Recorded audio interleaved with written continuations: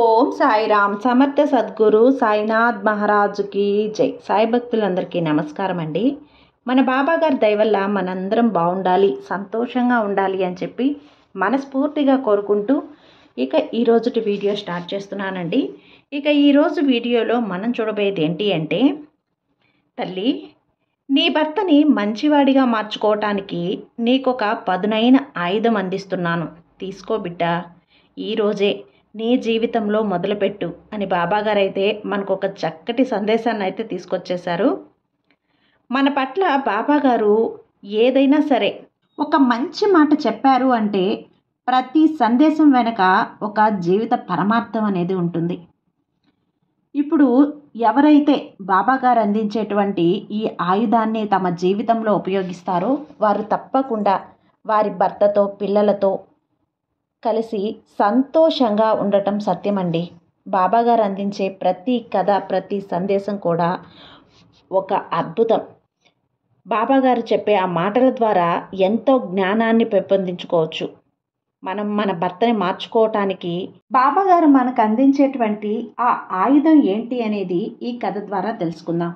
ఆ కథ ఏంటి అంటే, పూర్వం ఒక బ్రాహ్మణుడు ఉండేవాడు.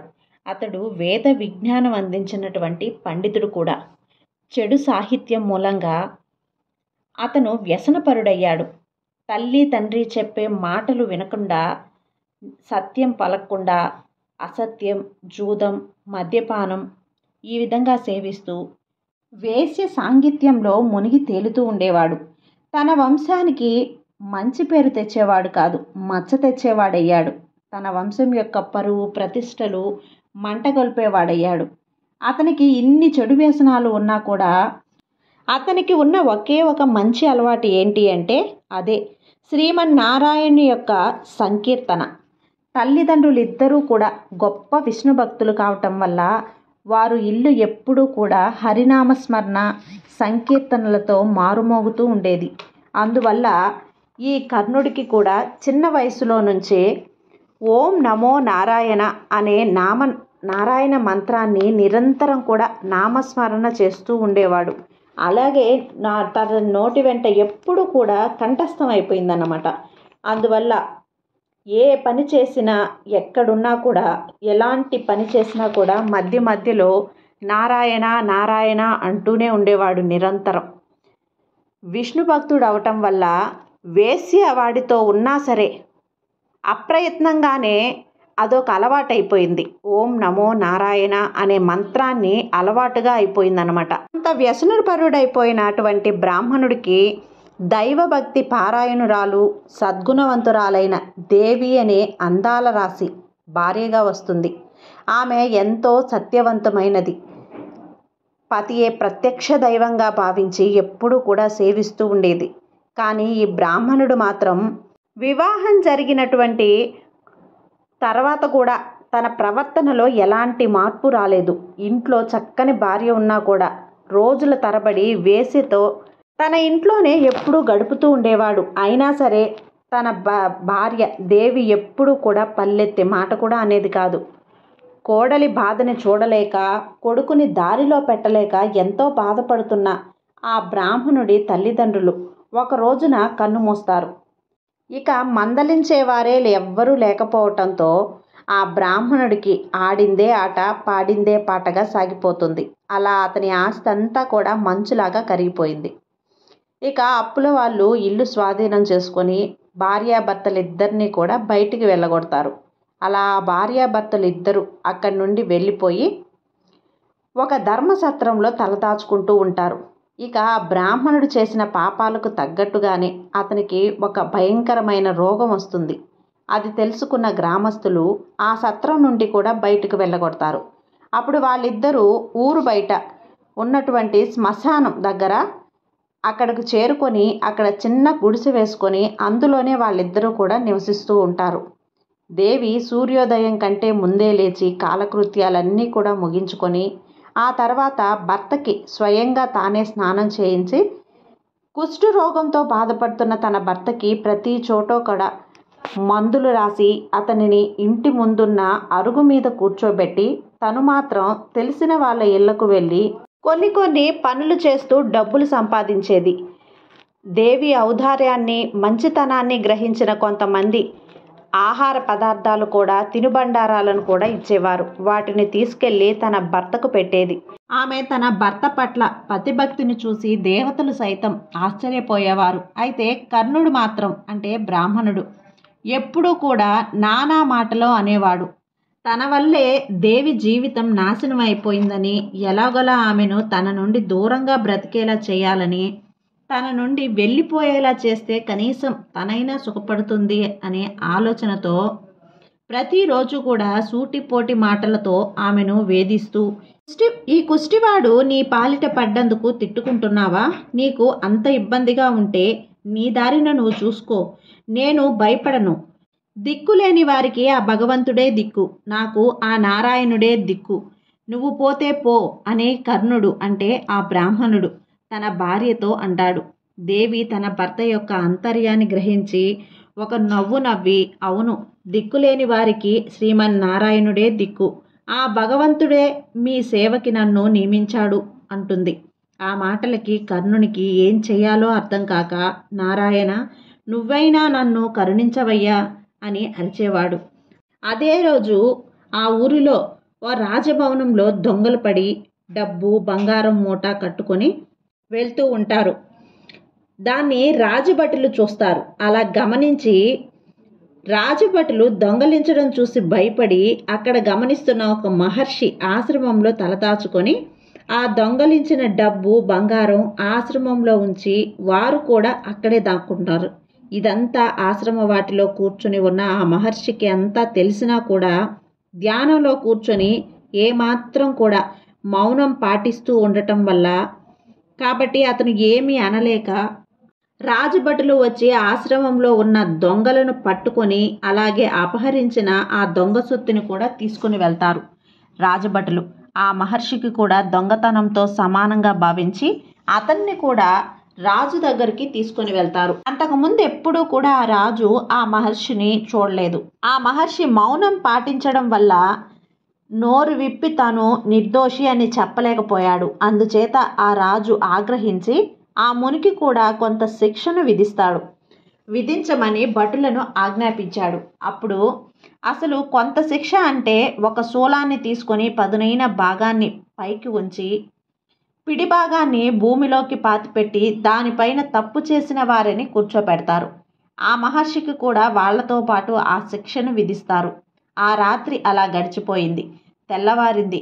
ఇక దేవి యథాతిథిగానే రోజులాగే తన భర్తకి సేవలు చేస్తూ ఉంటుంది. ఇంటి బయట తన భర్తని కూర్చోబెట్టింది.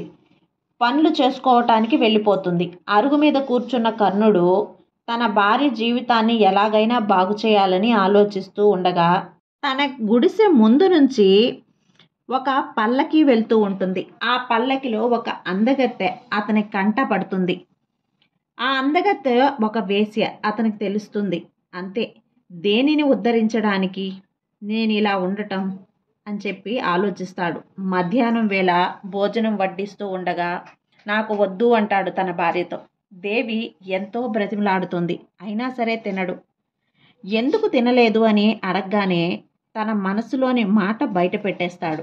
ఆ రోజు ఉదయం మన గుడిసె ముందు నుంచి పల్లకిలో ఒక వేశ్య వెళ్ళటం నేను చూశాను. ఆ వేశ్యను మనసుకు హరించింది.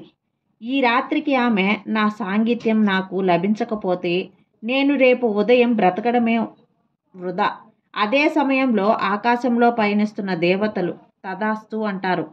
దేవి తన కోరికను విన్న తర్వాత తనతో తెగదెంపులు చేసుకుని వెళ్ళిపోతుంది, కొత్త జీవితం ప్రారంభిస్తుంది అనుకుని ఆశించాడు. భర్త కోరిక విన్న దేవి బాధపడలేదు.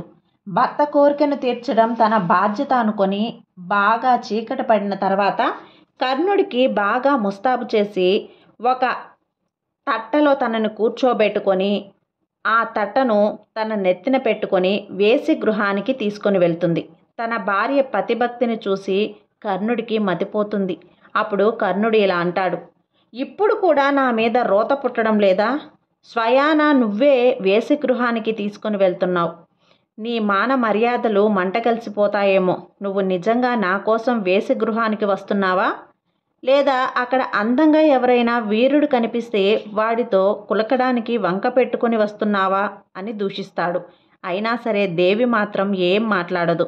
ఆ మాటలన్నీ మనల్ని కాదు అని మౌనంగా నడుస్తుంది. భార్య యొక్క దృఢ సంకల్పం, పతిసేవను చూసి ఆమెను ఉద్ధరించలేకపోతున్నానే అని కర్ణుడు చాలా బాధపడిపోతాడు. అప్పుడు కర్ణుడు, నీకు చెవుడా, ఏమీ వినపడదా?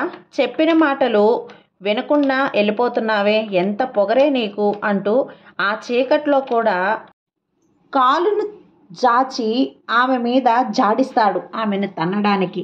అదే దారిలో కొంత శిక్షణ అనుభవిస్తున్న ఆ మహర్షికి ఆ కాలు తగులుతుంది. ఆ కుదుపుకు శీలంపై కూర్చున్న ఆ మహర్షి చాలా నొప్పిగా ఉంటుంది.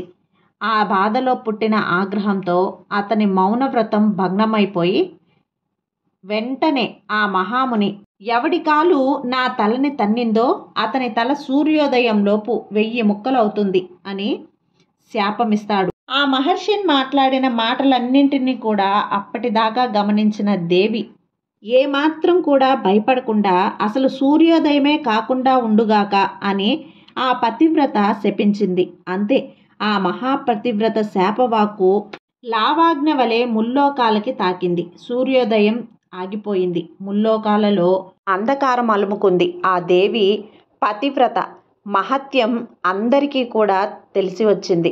ఇంద్రాది దేవతలు దివి నుంచి భువికి దిగి వచ్చారు. త్రిలోకాలలో అల్లకల్లోలం రాజ్యమేలుతుంది. శాపాన్ని ఉపసంహరించమని అందరూ కూడా ఆ దేవిని అర్థించారు. ఆ మహాముని శాపాన్ని ఉపసంహరించమనండి, అప్పుడు నా శాపాన్ని నేను ఉపసంహరిస్తాను అని దేవి అంటుంది. అప్పుడు ఇంద్రుడు, మహామునుల శాపాన్ని ఉపసంహరించడం ఆ శ్రీమన్నారాయణుల వల్ల కూడా కాదు తల్లి, ఎంతటి వారైనా అనుభవించక తప్పదు. ఇక నువ్వే మమ్మల్ని కరుణించాలి అని వేడుకుంటాడు. అయినా దేవి ఒప్పుకోదు. నా భర్త ప్రాణాలు కాపాడలేని ఈ లోకాలు ఏవైనా నాకు అనవసరం అంటుంది. ఇక ఇంద్రాది దేవతలు ఆ ఉపద్రవాన్ని ఎలాగైనా సరే ఆపాలని చెప్పి బ్రహ్మదేవుడి దగ్గరకు వెళ్తారు. అలా వెళ్ళిన తర్వాత బ్రహ్మతో జరిగిందంతా చెప్పి ఒక ఉపాయం అడుగుతారు. పతివ్రత శాపం నుండి లోకాలను రక్షించే శక్తి ఒక పతివ్రతకి మాత్రమే ఉంటుంది. మీరు వెళ్ళి మహాపతివ్రత అయిన అనసూయకు శరణు వేడండి అంటారు. అప్పుడు ఇంద్రాది దేవతలు మహర్షి అంతటికి చేరుకొని అనసూయ దగ్గర జరిగిందంతా చెప్తారు. అప్పుడు అనసూయ వెంటనే ఆ దేవి దగ్గరకు వచ్చి, అమ్మా, నీ పరిస్థితి నాకు అర్థమైంది. కానీ సూర్యగమనం నిలిచిపోవటంతో లోకాలన్నీ తల్లడిల్లిపోతున్నాయి తల్లి. నీకు నేను ఉన్నాను. నన్ను నమ్మి నీ శాపాన్ని ఉపసంహరించు, లోకాలకి శాంతిని కలిగించు అని చెప్తుంది. అప్పుడు దేవి అనసూయ కాళ్ళను తాకి నమస్కరించి, అమ్మా, నువ్వు నాకు తల్లి లాంటి దానివి. నా సౌభాగ్యాన్ని నిలబెట్టు. అంతటి సముద్రాలివి నువ్వే. నేను నీ ఆజ్ఞను శిరసా వహిస్తాను. నా శాపాన్ని ఉపసంహరించుకుంటాను. అలా దేవి ఆ క్షణమే సూర్యోదయం అవ్వుగాక అని పలుకుతుంది.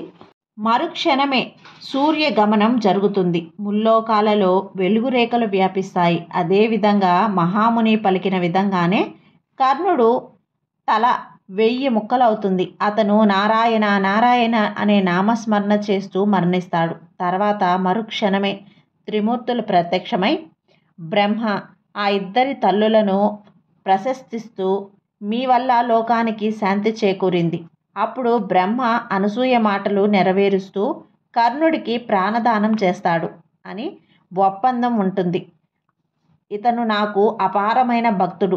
నిరంతరం ఎప్పుడూ నారాయణ నారాయణ అనే నామస్మరణతో ఉంటాడు. ఎంతో ప్రీతికరమైన భక్తుడు. పూర్వజన్మలో చేసిన ఫలితం వల్ల ఇంత కుష్ఠవ్యాధి అనుభవించాడు. అలా మరణం కూడా పొందాడు. ఇప్పుడు దుష్మరణ తీరిపోయింది కాబట్టి ఇక కుష్ఠవ్యాధి కూడా పోయింది. పునర్జీవితుడయ్యాడు. కర్ణుడికి ఆయురారోగ్య భోగ భాగ్యాలను అనుగ్రహిస్తున్నాను అని విష్ణువు అనగానే కర్ణుడు దివ్య సుందర దేహంతో పునర్జీవుడవుతాడు. ఆ మహాభక్తులు ఇద్దరూ కూడా త్రిమూర్తులకు ప్రణామాలను తెలుపుతూ, మీ మాట విష్ణువు ఇద్దరు దంపతులను ఆశీర్వదించి, అమ్మా దేవి, నీ కృపాత్యం వరకు మీరిద్దరూ చిరంజీవులై తపో మండలంలో సుఖ సంతోషాలతో కాలం గడిపి చివరన శ్రీమన్నారాయణుల వారి పాదాల చెంత చేరండి అని అనుగ్రహిస్తాడు. ఆ తర్వాత ఆ ఇద్దరూ కూడా అక్కడి నుండి వెళ్ళిపోతారు. ఈ కథలో కర్ణుడు చేసిన తప్పుల వల్ల తనకు ఏమీ కాకుండా దేవి అంటే తన భర్త తన జీవితాన్ని నిలబెడుతుంది. ఇదే మన బాబాగారు మనకు చెప్పినటువంటి ఆయుధం, మన చేతికి అందించినటువంటి ఆయుధం. ఎప్పుడు కూడా మనం సత్యాన్నే పలికి మనసు నిండా నిర్మలంతో మనం భక్తితో పూజించినప్పుడు ఆ భగవంతుడే మనకు సహాయం చేస్తాడు. కాబట్టి ప్రతి ఒక్కరూ కూడా పదునైన ఆయుధాన్ని వాడుకొని మీ భర్త ప్రాణాలను అలాగే మీ భర్తను మార్చుకోవటానికి ప్రయత్నించండి. సర్వే జన సుఖినో భవంతు. జై సాయిరాం.